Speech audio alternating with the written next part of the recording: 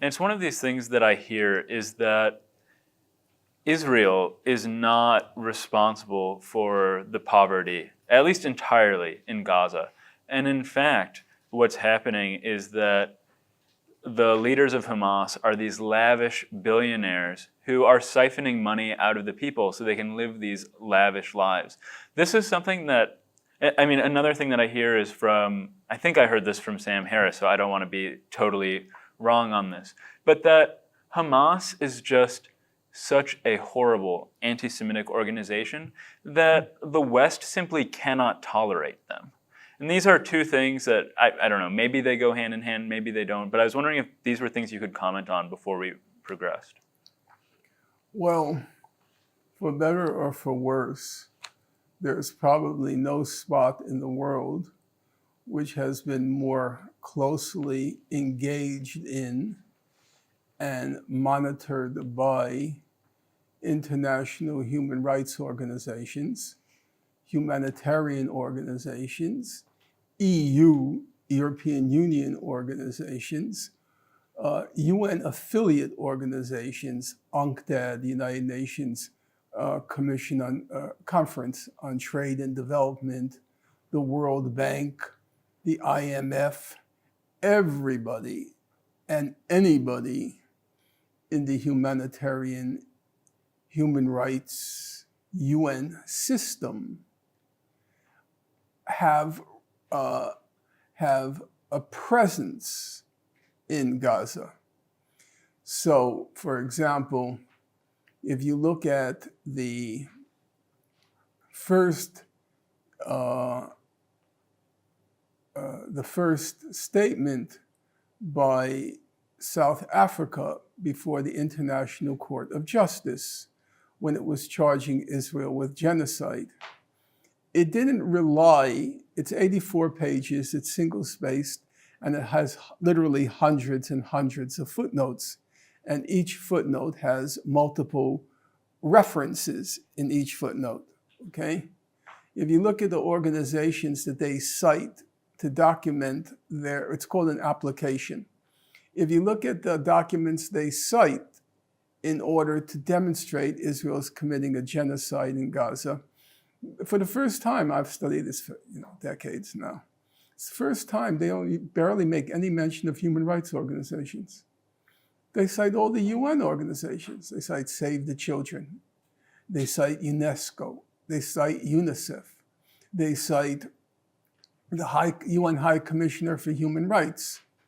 So what I'm going to now convey to you, it's not based on what you might call Hamas organizations. It's the UN system. Unless you want to believe that Save the Children, CARE, Doctors Without Borders, they're all controlled by Hamas. So, number one, in answer to your first question, everybody agrees, there's no dispute, none at all, that the primary reason for the horrific conditions in Gaza is the blockade.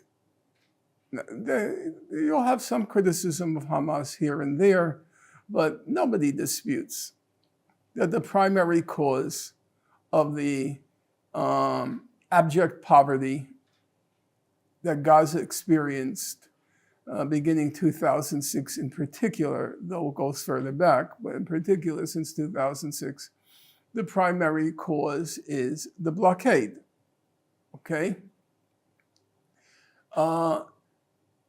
The EU and various other organizations, they have stipulated there's no evidence that Hamas is misusing the aid.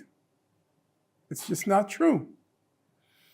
I know there are various claims made, of course I've come across them, about the lavish lifestyle and the billions that these Hamas leaders have. It seems true that Khalid Michel has a lavish lifestyle. I mean, he's been criticized by many on that account, but he wasn't in Gaza.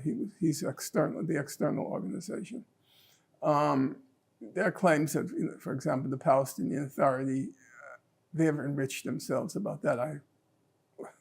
I'd be the last one to quarrel with. Of course, they're a corrupt gang of thugs. That's why Israel and the U.S.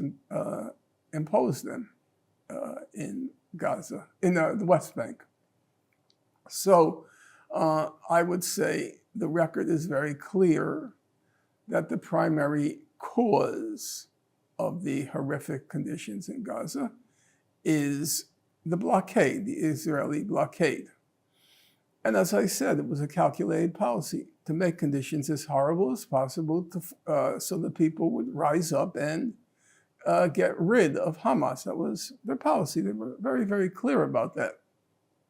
Now, it's also true that there is a wealthy tier in Gaza. There's a wealthy T-I-E-R. There's a wealthy tier in Gaza. There's no question about that. That's true in any of these situations.